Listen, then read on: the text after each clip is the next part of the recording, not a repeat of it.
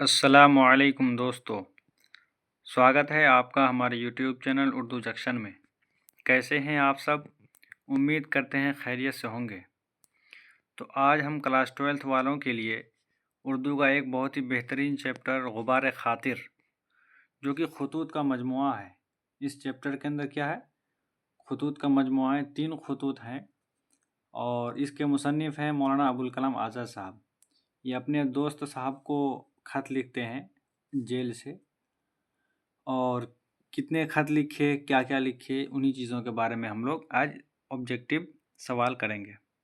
तो चलिए शुरू करते हैं बिना किसी देरी के। पहला सवाल में ये है कि गुबार खातिर का ताल्लुक़ किस सनफ़ से है? क्या ये एक इंशाइया है, या अफ़साना है, खाका है, या फिर खतूत है? तो गुबार खातिर खतूत का मजमुआ है। किसका? खतूत का मजमुआ है। Option D is correct answer. अगला सवाल देखिएगा। मौलाना आज़ाद के कितने खतूत आपके निसाब में शामिल हैं? क्या उनका एक खतूत, 2 खतूत, 4 खतूत या 3 खतूत? तो ये जो किताब गुबार खातिर है उसमें 24 खतूत है, लेकिन 24 में से 3 खत हमारे निसाब में शामिल है। Option D is correct answer. अगला सवाल देखिएगा। गुबार खातिर किसका मजमुआ है? गुबार खातिर मज़ामीन का है, खतूत का मजमुआ है, अफसानों का या इंशाइयों का? तो गुबार खातिर खतूत का मजमुआ। किसका? खतूत का मजमुआ। Option B is correct answer. अगला सवाल देखिएगा। गुबार खातिर में क्या है? गुबार खातिर में अफसाने हैं, इंशाइया है, खतूत है या ड्रामे हैं? तो एक ही सवाल को घुमा घुमा करके पूछा जाता है। तो गुबार खातिर में खतूत है। किसमें क्या है? खतूत। Option C is correct answer. अगला सवाल देखिए। मौलाना आज़ाद की पैदाइश कब हुई? 1887, 1888, 1889 या 1890? तो मौलाना अबुल कलाम आज़ाद की पैदाइश जो है 1888 ईस्वी को हुई। कभी? 1888 ईस्वी को। Option B is correct answer. अगला सवाल। मौलाना आज़ाद के वालिद का नाम क्या था? मौलाना आज़ाद के वालिद का नाम क्या? मौलाना खैरुद्दीन था, मौलाना बदरुद्दीन, मौलाना फ़खरुद्दीन या मौलाना शरफुद्दीन? तो मौलाना आज़ाद के वालिद का नाम मौलाना खैरुद्दीन था। क्या था? मौलाना Khairuddin. Option A is correct answer. अगला सवाल देखिएगा। मौलाना की पैदाइश कहाँ हुई?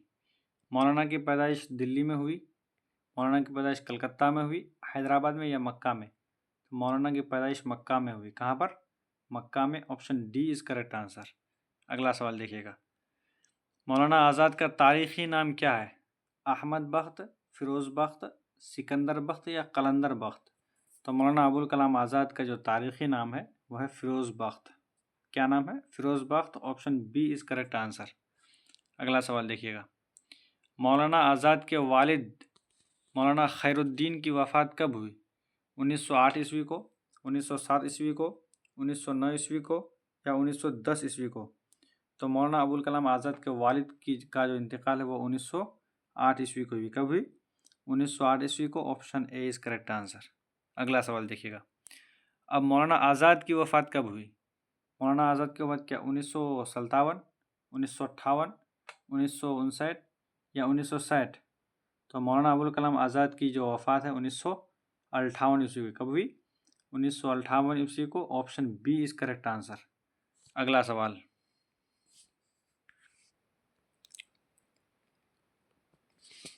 मौलाना आज़ाद कहाँ मदफून हैं, यानी कहाँ पर उनको दफन किया गया है? क्या मक्का में है, कोलकाता में, दिल्ली में या लखनऊ में? तो मौलाना अबुल कलाम आज़ाद का जो कब्र मुबारक है वो कहाँ पर? दिल्ली में, वो भी जामा मस्जिद में। Option C is correct answer. अगला सवाल। गुबार खातिर के मुसन्निफ़ कौन हैं? गुबार खातिर के मुसन्निफ़ क्या मोहम्मद हुसैन आज़ाद हैं, हबीबुर रहमान शेरवानी हैं, मौलाना आज़ाद हैं या अतिया फैज़ी हैं? तो गुबार खातिर के जो मुसन्निफ़ हैं वो मौलाना आज़ाद हैं। कौन है? Maulana Azad. Option C is correct answer. अगला सवाल देखिएगा आप लोग। गुबार खातिर के मकतूब इलैह कौन है? मकतूब इलैह मतलब वो जिनको ख़त लिखा गया हो। तो ख़त लिखने वाले को तो उसको कातिब कहेंगे, और जिसको ख़त लिखाया तो उसको मकतूब इलैह। तो क्या सैयद सुलेमान नदवी हैं, हबीबुर रहमान खान शेरवानी हैं, शिबली नौमानी है या सर सैयद अहमद खान है? तो मौलाना अबुल कलाम आज़ाद जो हैं वो ख़त लिख रहे थे हबीबुर रहमान साहब को। किसको? हबीबुर रहमान खान शेरवानी साहब को, इसलिए मकतूब इलैहि कौन हो जाएंगे? Habibur Rahman. Option B is correct answer. अगला सवाल देखिएगा, गुबार खादिर के मकतूब किस जेल से लिखे गए? हाँ, ये हम पूछ रहा है कि गुबार खादिर के जो मकतूब हैं, जो खतूत हैं, वो कहाँ से लिखे गए?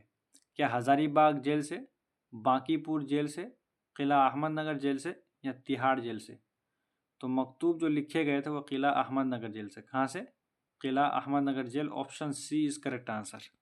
अगला सवाल देखिएगा, इनमें से किस रिसाले का ताल्लुक मौलाना आज़ाद से नहीं है?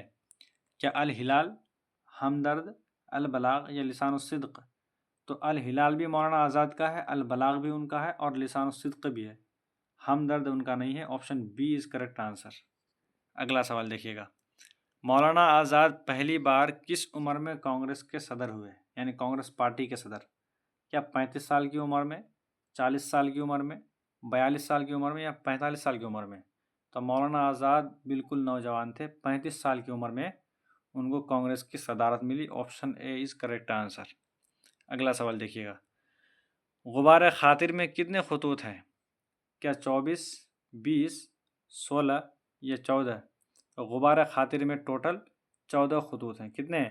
14। यानी वो तिहाड़ जेल क्या कहते हैं कि हम किला अहमद नगर जेल से अपने दोस्त को 24 खतूत लिखे थे, जो कि उनके दोस्त तक नहीं पहुंच पाया, लेकिन लोग यहाँ पर बाद में फिर वो शाया हुआ लोगों के सामने। तो option A is correct answer. 24 खतूत थे, 24 में से 3 हमारे सिलेबस में है।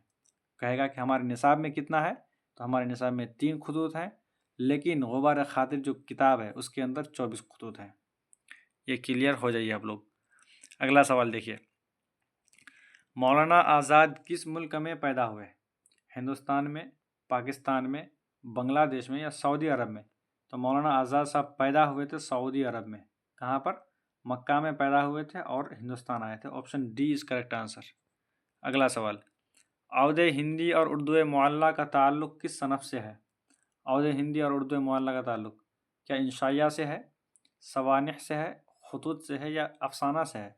तो औद हिंदी और उर्दू मुअल्ला का ताल्लुक़ खतूत से है, जो कि गालिब साहब, असदुल्ला खान गालिब की तसनीफ़ है।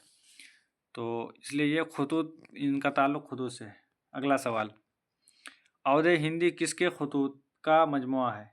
तो क्या इकबाल, सर सैयद अहमद खान, गालिब या चकबस्त? तो ये गालिब का है। किनका है? गालिब का। Option C is correct answer.